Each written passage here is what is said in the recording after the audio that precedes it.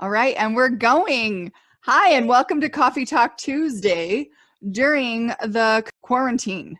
But we are not stopping Coffee Talk Tuesday. Can't stop Coffee Talk Tuesday when we have some awesome equipment. We have this mic that I stole, borrowed. Yeah. Proper terminology here. Exactly. So I am super excited today to introduce Trish Beagley. She is one of my bestest friends ever in the whole entire planet. And we've just had some amazing conversations, and I thought that we should just start talking about it with you guys because we're both going through different situations and different circumstances with our families and adjusting different reasons for our stresses, but they're stresses. And now we're kind of starting to get to that point where we're accepting and we're finding a flow. At least I'm feeling like I'm finding a flow. Are you feeling that way, Trish? I'm finding my way back to the flow. Yes. I felt like I was like swimming against the wrong way. Like I was against the current there for a minute, but I've accepted it and I'm back in flow. You know what? That was me too. And hold up your mug, Trishy, because see, I didn't even have to ask her. Cheers. And a little side note, she's drinking water. I'm drinking wine because we figured out how to turn water into wine. Just winning. All right. A little sacrilege there for you. Sorry about that. Hey, we at least fasted and prayed for the last, 20 hours? Yeah, we did 20 hours. Trish and I did a fast. And Trish, why don't you go ahead? Because it was your inspiration that did it. What was the reason why you asked me to do that with you? As you mentioned, we're just in unusual times right now. Hence, we're doing coffee talk this way, and social distancing. And, you know how important others are to me and thinking about the power of the other. I've been on your coffee talk before and we've talked about that and, yes. Needing to come together. And in a time where we can't come together physically, it's how can we come together as a community? And I saw on Facebook that the Mormon Church, or the Church of Jesus Christ and Latter-day Saints or something like that, I can't remember how to say it right now, was doing a fasting and a praying together to really come together and, pray for the community and to help us get through these situations, and for all those on the front lines, all the medical staff, all the leadership trying to help us move forward. And so when we think about what we can do, it's come together and really a united effort to try and heal the earth, heal what's happening. And so I was just so excited you wanted to join in with me on doing that. Yeah. And I love that too. And it's, fasting isn't always, and praying even isn't always a religious thing. And it can definitely be something that we can do as just a spiritual thing. And one of the things that have been really important to me to try to get back to during this whole pandemic is strengthening my own spiritual beliefs as well. And I know that we've had conversations. So when you invited me to that, it was really special to me.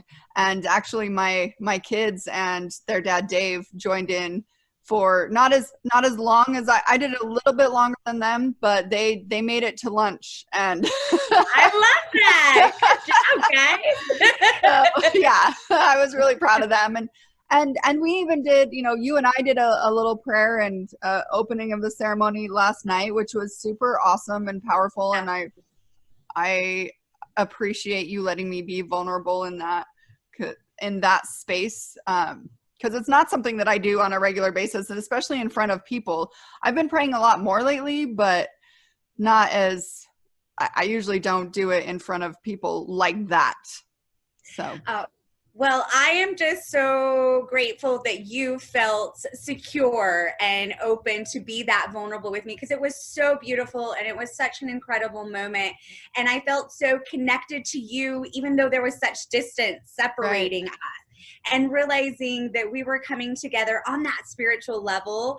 I even felt like it took our friendship to that next level. And I you know what I mean? I do. But it was a new connection that we created. And that's what I'm loving about this craziness right now is, people are like, I'm in a hurry to get back to normal life. And I've seen some quotes is like, what normal life are you really in a hurry to get back to? Because we found a really good flow. We were killing it at the gym, going to the gym and yoga and water aerobics. And I was just doing my normal fasting and was really found my flow again. And, I was going on about 2 weeks and then this hit and it was like, throw my hands up in the air, old behaviors. I'm going to, eat my bills and feel bad for myself. And, a week and a half into quarantine, it's like, no, it's what do I want to do? What do I want normal to look like? And that's where this is a really cool opportunity to do what you said. And it's really to go in and have that spiritual opportunity to invest in ourselves and pause and really, we're forced to be present. How amazing is that? It's a gift. Exactly. Well, and that's something that, I've said, I don't know how many, the whole entire time we've been friends, that's my biggest challenge is to just be present. But now you're right. We don't have a choice but to be present in this moment and to feel the feelings that we're feeling and go through the things that we're going through and not be able to escape into, there are some things, we have our wine and we have our, treats and everything else that I've been indulging into and I've been really having to but one of my escapes is people. And when I'm feeling sad or lonely or stressed or overwhelmed, I throw myself into people and I go out and I laugh and I talk and about everything but the things that are real, and sometimes even about the things that are bugging me. But then I get to feel that connection. I'm an extrovert, so that connection, and it's been hard because I've seen you every single week since I think we got laid off. Maybe we missed a week or two here or there, but it's been pretty consistent. And so not having you, we had to figure out how can we still do this? So FaceTime has been one of those things. Marco Polo, guys, Marco Polo, that's a good one. Absolutely. And I love that because we realized, we were texting and we were communicating that way, but it's that seeing, it's that making all those senses, you know what I mean? If I can't hug you, at least this way I can pretend to air hug you. Right.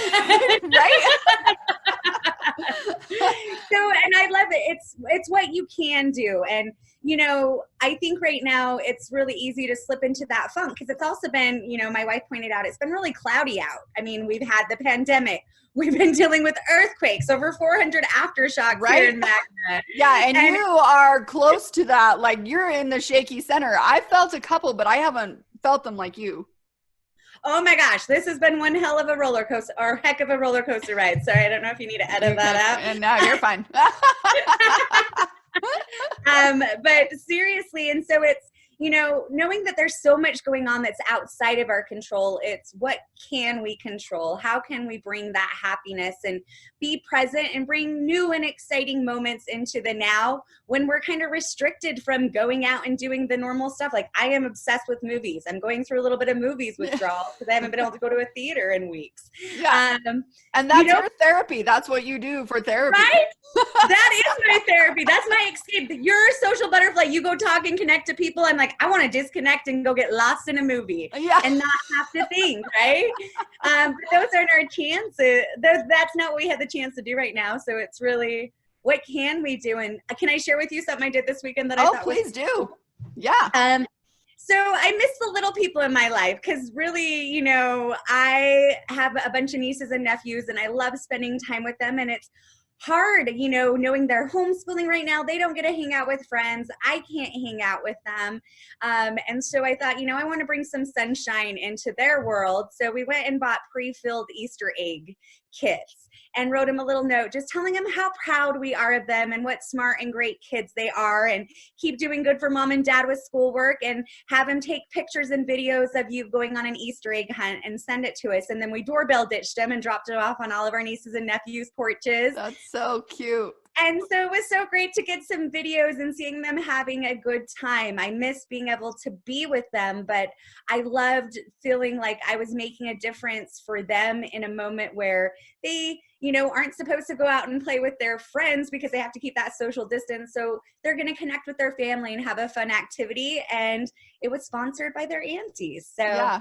I absolutely love that. And actually it inspired me because you were telling me that you were going to do that. And my one of my nephews FaceTimed DJ, my son, for those of you who don't know, the other day, and his mom was there, and we were like, oh, hi, and we talked for a second, and she's like, I need to get out of the house, I want to go for a drive, and you had just told me you were doing that, and I said, well, you should come, if you're going to drive by, like, honk and wave, and we'll do like a little, like, you know, parade thing and throw candy. I love it. And she's like, oh, that's a really good idea, I don't know if we can do it today, or that day, but they ended up doing it today, and I was over at their dad's, so and it's his family, and so they came by, and we had I made a Corona safe goodie pack for them.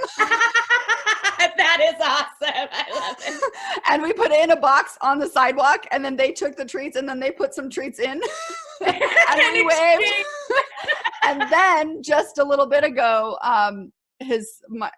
their dad, Dave's sister, did the same thing, and they made cookies and brought it around and made a little note for all of us. And I was like, this is so awesome. And so we're planning on doing that, because I was planning on doing that anyway, but I think we're going to expand our road trip for Saturday. I love that so much. Yeah. So, I mean, I think, and you know, and those are the things. What else have you done to bring some sunshine and joy and different activities to change things up? You know, I love the way you described it. So we talked about that egg hunt, and then you got that idea about doing those activities. It's that ripple of kindness that happens, right? Mm-hmm. We can create a ripple of sadness and despair, or we can create these ripples of joy and love and laughter. You know, honestly, something that I've been doing is, you know, Luke's home right now. I have a 16-year-old son, and he's homeschooling. And so we kind of make a joke about different activities. Like, I'll be like, are you ready for weightlifting class? Because I got garbage for you to take out. Oh my gosh, Trish, that's amazing. I totally need to do that with my kids. And so then we'll have gym, and I've been playing basketball with them outside. We've been taking breaks and playing basketball. And, you know, it's more about finding ways to connect in ways that we hadn't before. I realized, you know, he would go off to school for, you know, 6-7 hours, if not longer, because he was playing tennis. And then I'd have a half hour with him. And now it's reversed. I have so much time with him. And so I've really had an opportunity to have more conversations. And, you know, I don't know how much he's loving it, but like today I wrote a to-do list and goals for the day. And, you know, and so it was so great for us to be able to talk about it and accomplish, and for me to send him a text and say, I'm halfway through mine. How are you doing on yours? And so that's awesome. Not super fun things that I've been doing as far as out in the community, but it's just stuff at home. And that's where it's back to investing in what I have right here, right now. And so right. Well, and that's where it is. And you know, you bring up a good point. Like, we're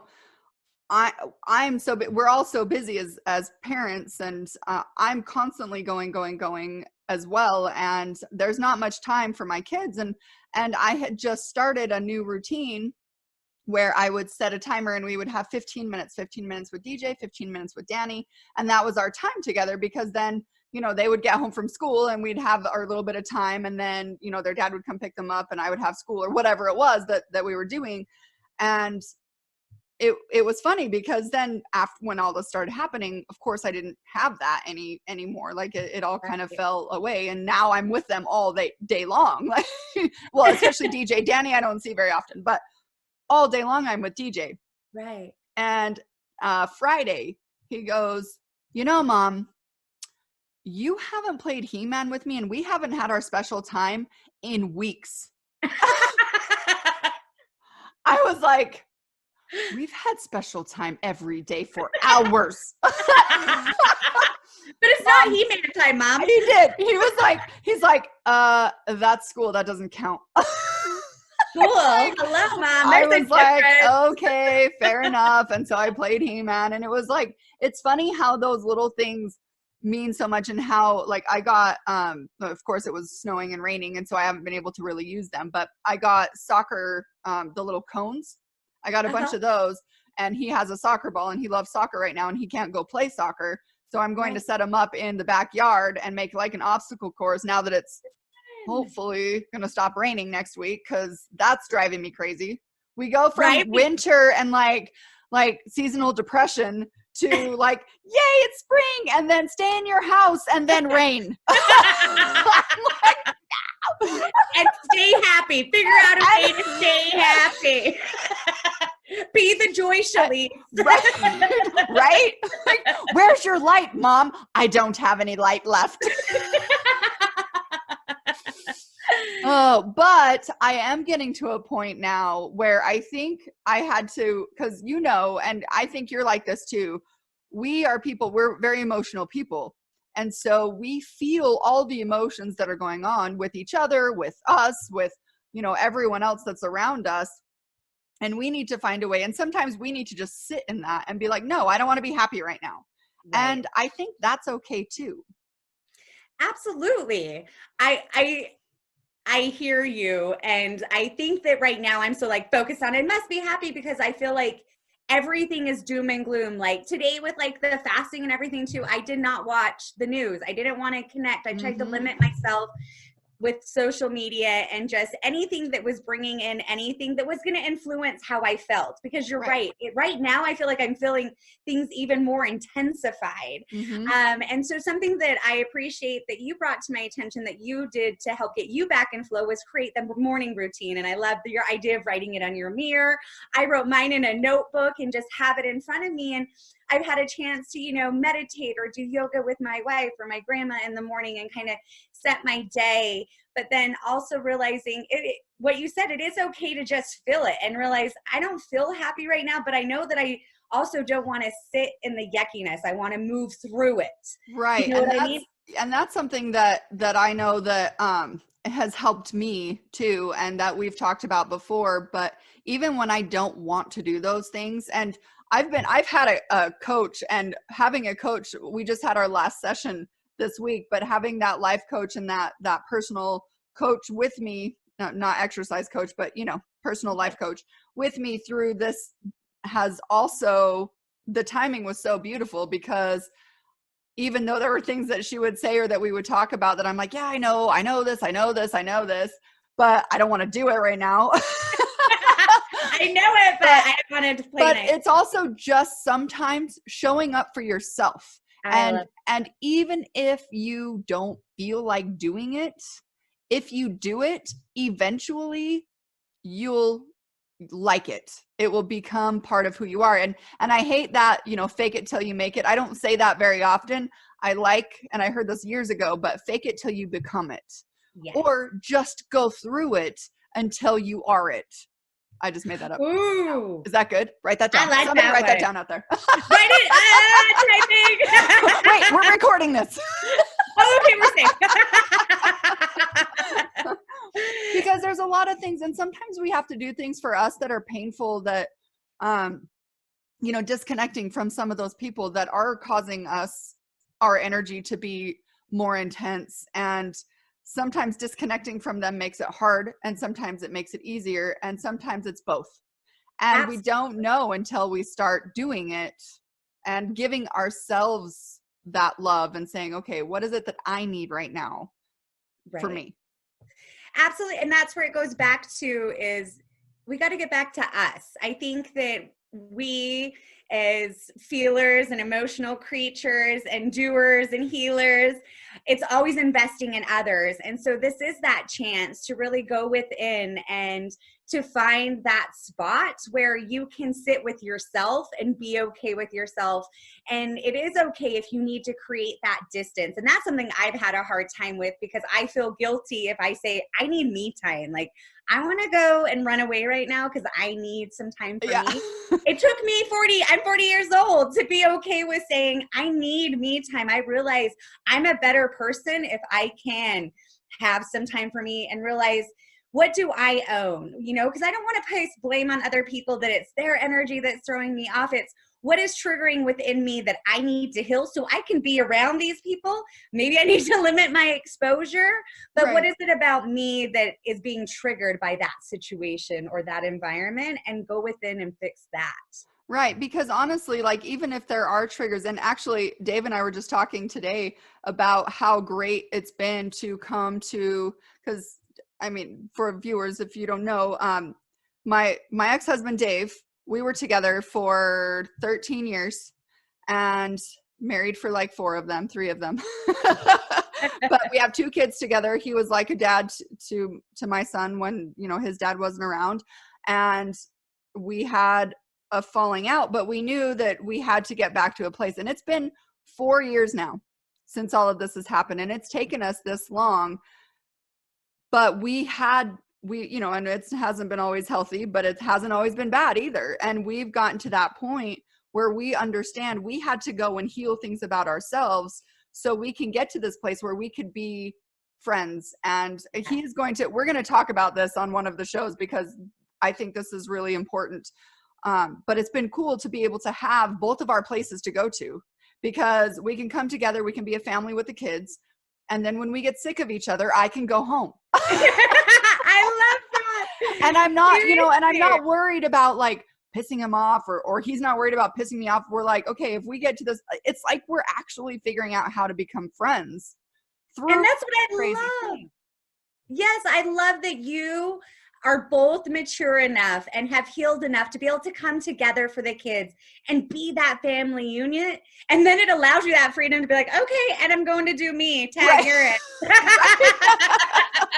Right. And it's great. And, and then there's other things that, have been going on with everything else, but it's really finding out who you want to be around right now, who you can be around. And sometimes it's okay not to be around those people for certain. I mean, even you're married, you have to be in the same house, but right. You don't have to always be so on top of each other that you're driving each other crazy. Like those are things that you have to do. So finding those places in you are just as important. Absolutely. And I think it gives you that opportunity to, like we've talked about, connect with yourself and what are my interests? I have a chance to slow down right now. I actually painted for the first time and I don't know how long, and it was so therapeutic. And I loved it. So I've loved the new morning routines I've been able to create with Marie, but I've also loved this opportunity to find my flow and to really do what I need to do. I'm blessed to have a job where I can work from home right now and in general. And so being able to, look up yoga, like you told me, Trisha, just look on the internet. I know we can't go to West Valley Fitness Center, but there are ways. I love and you found some. I did chair yoga this morning and it was awesome. I'm so proud of you. Yes, and it was so cute. I showed my grandma moves afterwards. She's 90 years old and we were doing stretches and she was adorable and I loved it. And that's fun too because speaking of grandmas, I have started a weekly Saturday morning coffee date with my grandma in California, and we're hoping that we can continue it on, but it's something that like one of my favorite things when I go to my grandma's house in California is to have coffee with her on her porch. She's, she lives in California. It's just beautiful. And we watch the hummingbirds and we chat and we have our cup of coffee. And I've done this, like, this is my thing with my grandma. And so when this all hit, I was like, they're going through it too. Their routine hasn't changed a ton, but I know that they're worried about me. And I also know that, there's things that it is that like take a step back and say, what am I not doing that I keep telling myself I want to do? Right. Because I don't have time or I don't think about it because something else comes up and I got to go do that. Well, now it's like, what am I going to make a priority to make myself the best me I can be and to get to that next level of connection? I love it. Oddly enough, being disconnected. Right? But it is that, who do you want to connect with? Who are you missing right now? When you sit in it and you realize you can't connect with people, who is it that you want to connect with and you want to reach out? And that's what I've been challenging myself to do, is to reach out to one person a day that I normally wouldn't reach out to on a daily basis, but someone who pops in my mind that might need that love right now. And you're always on my to text list, so you get those every day. But I've been trying to reach out, and it was so cool because I actually had someone do that same thing to me. Like I got a phone call and they're like, yes, is Trish Beagley there? And it was this voice. I normally don't answer it if I don't know. And I'm like, yeah, this is Trish. Like totally thought it was like, I don't know who this is. And it's Chuck Krabanic, my old boss. That's so awesome. Yeah, I had a person text me that I haven't seen in years. Oh, years, just saying, I miss you. And I was like, at first I was like, who is this? Sorry, if you're listening. I had to take a moment to be like, because, you know, there's always so many people, and it's been literally years and years and years since I've seen this person. And the didn't fact that they thought of me was amazing. Yeah. It was so, as I said, I'm like, he's like, what can I do for you? How are things going? Because I changed my number and he finally found my phone number through someone. And I'm like, it just warmed my heart. You reached out. And so I think the smallest things that we can do right now, connecting from a distance, can be that ripple or that light in someone's day. And so, and it doesn't take a lot to take, you know, it doesn't take away from us and the healing journey we've been talking about to be able to send that love out. Right. And so, well, I think that's one thing that we do really well. I mean, you're on my board of rainy days. And so, I mean, that's something that we do regularly. And it's something that we can't, I've been actually thinking like, well, what can we do for these families? And I mean, there's not at this point a ton that we can do. But, and I do have some ideas, but I'm not going to let the cat out of the bag right now because, you know, we don't. We can send them love now. We're sending them love. And I do think about them and reach out to them. And I've talked to some of the moms just, you know, but the thing is that's crazy. And I actually realized this too, that one of the things that I do really well, and I don't know if it's a good thing or a bad thing, it's just my thing, is I experience life on all levels. I've had so many different kinds of experiences in my life. I have so many different stories. I've walked in many different shoes in my world and my healing and everything. I have never been quarantined and stuck at home and made to feel like if I don't wash my hands 150,000 times a day, then I'm going to die. Or pass it on to someone else to die. I know we're going to hurt other people. I don't want to hurt people. Right.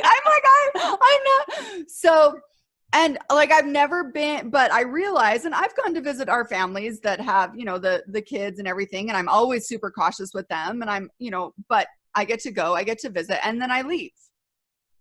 This is their life. Yes. And being able to experience this in a way that is like, I'm literally experiencing this. Luckily, my child is not in danger or sick. And hopefully they don't get sick because I don't even want to think about that. But I'm at that point too, where I'm like, you know, what am I learning from this? And this is where like my process of like feeling all these emotions, I'm now at that place of, what am I learning from this? And how can I start creating memories about this that are going to be good? Yeah. Because I'm a making memories person. Absolutely. So, but now experiencing a life on this side of it, I feel like I can connect with those moms on a different level now as well. Absolutely. I think that's a terrific point. And, you know, seeing those quotes and those posts that talk about, you say it's, you know, only those that are at high risk or, you know, immunity compromised, but your only is my everything. Right. And that, like, it sends chills in my body when I think about that. And, you know, I know it is so hard to create that distance, and some people aren't really bought into the concept and how they can make a difference through that way. And I just feel like the sooner we can realize that we can make such a big difference and that we have the power to be the good and to make sure they're, you know, that is their everything is okay. Let's do that. You know, something little right now can mean something big for someone and we don't even know it. And so Absolutely. That's where I would rather sacrifice this time for that greater good. And so I appreciate those that are doing it with us as well. Yeah, and I am too. And if you really think about it too, and this just came to me as well, that not all of them, but like Trey, one of our kids, the first one, his started out as flu-like symptoms. His heart failure, they had no idea that they had anything but a healthy kid. Right. And it started out with these flu-like symptoms and, you know, all of these problems that started happening, and it was just minor, and they took him in, and luckily they took him in time to save him. Right. But what if your kid that you think is healthy isn't that healthy? Right. What if there's some underlying thing that this can trigger? Like, I don't want to scare you, and I'm not a live in fear person. Like, that's not, that's not who I am. I don't live in fear at all. I live, I still live my life. But if I can prevent something like this from happening, and if you can prevent something like this happening, I don't want to find out if my kid has an underlying disease. Right. Right. No, that's not what we want, of course. But I hear what you're saying, and it's really thinking about being grateful for what is now, because I don't want it to have to get to the point that someone I love is hurt or dying from this or something else for me to realize, shit, I needed to do my part. Right. And so I'd rather do it now and just hope that it doesn't get that close to me. But sadly, the reality of the numbers they're projecting is that is going to be a reality for most of us. Yeah. And so the sooner we can all step up and continue to do our part. And it is weird going in public and looking at people like, don't you dare cough on me. I'm going to hold my breath when I walk past you. Like, I never thought I'd be living in this world. I never thought me being a hugger would be like, this is my bubble. I'm not hugging. I'm practicing social distancing. Oh, I went to this. Had to do that, Shalise, twice. I had to push away hugs. No. Well, when your doorbell rang yesterday, I think it was, I was like, don't hug them. I don't know if you heard me or not. I did not hug them. No hugs for them. Yeah, it's a weird world, and people like us who are all about helping people. Right. The hardest part, I think, for me is knowing the best way I can help people is by doing nothing. So true. I mean, like, by staying home and stuff. Like, there's still things that I can't do. But... And especially for you, my social butterfly. Yeah. Right. I'm like, no, wait. I still have packages to deliver. And then I'm like, and I think that there's still ways that we can do things. But we have to be careful, because sometimes when we give ourselves a little bit of leeway too, we're like, well, this is okay, right? Or this person, like our friend, one of our other friends, I go over to her house almost every weekend, and she's like, we're fine here. I know you're fine, because both of us have been in seclusion. We're okay if you want to come over. And my initial thought was, well, I know that they're not going to get me sick. But then I was like, but what if some weird thing happens and I am a carrier, or they do happen to get sick and I don't, because, she has a compromised immune system as it is. Right. So what if something happens where even if it wasn't my fault, I would live with that being like, I shouldn't have gone over. I knew I shouldn't have gone over. So we didn't go over, and we did something like this instead. And it was super fun. And that's the other thing that I've been able to do is I'll have my girls' night, and we'll, like, our scary movie, you totally missed out. You have to do this with us. Seriously. I'm going to do it next time. I was just painting. I got lost in my painting. So fun. But we watched them. We couldn't get the Netflix party to work. There is the Netflix party, but I think everyone on Friday night was doing that. Because we couldn't get it to work. Okay. So we played the movie and just created a chat on Facebook, like just a Facebook chat, and made comments through the whole entire movie, laughing our asses off. And it was the most fun scary movie watching I have ever experienced. Awesome. And I know that it was a good one for the moms to learn some parenting lessons. Yeah. What was the movie called? I don't even remember. You know the movie. It was like Evil something. I can't remember. Little Evil. Little Evil. There we go. Yeah. Netflix. Yeah, Netflix. Oh my, it was funny though too. Like, I don't know if it was supposed to be funny or they meant it to be funny, but man, I was laughing so hard. I was like, this is brilliant. And I said, well, yeah, anyway. I love it. But that's the thing, is you find different ways to do that so that you don't have to live in the what ifs, I accidentally brought this into the house, because that's the thing, is we can purely be carriers accidentally. Like, I've went through my day and had the interactions, and after I've done something, I realized, did I wash my hand? Did I touch my face? What if I touched that? And then my grandma just touched that because she's 90 years old. Right. And so it's those where, even though people are being as careful as they can be, that distance, the physical distance, if we can't do something as simple as stay at your house, Right. I mean, Yep. the hard stuff is going to be even harder.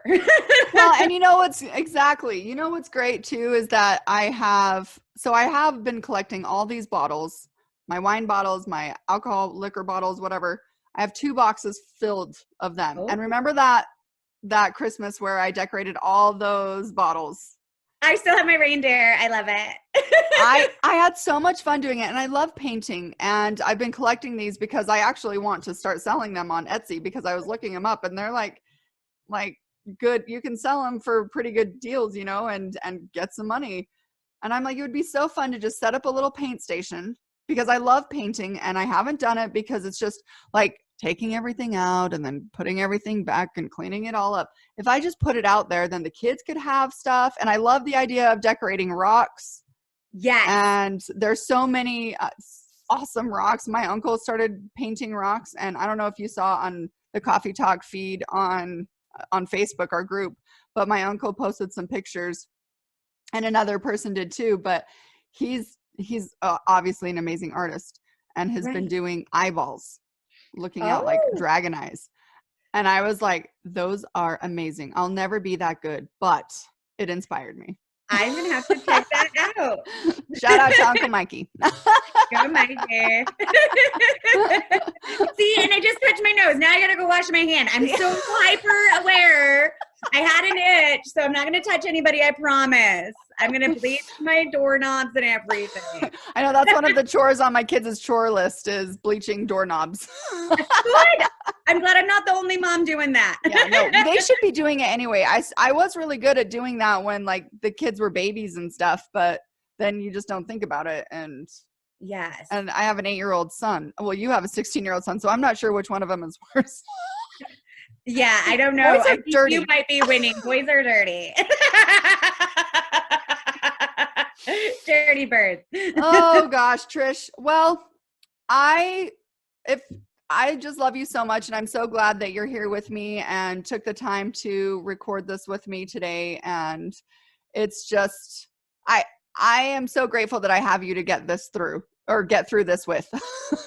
Ditto, girl. Ditto. Thank you for having me on. And I want to do a cheers to you because you're an amazing lady who constantly brings sunshine into people's day. And I am so grateful you're my other. Cheers. Cheers. Chink. All right. Love you guys. And thank you so much for listening. And if anybody has any other ideas or suggestions or fun things that you're doing or pictures that you want to share, please share them with me. We'd love to talk about them and get some good ideas for our community to help ease the stress of going through what we're going through, because we are all in this together. Yes. So, all right.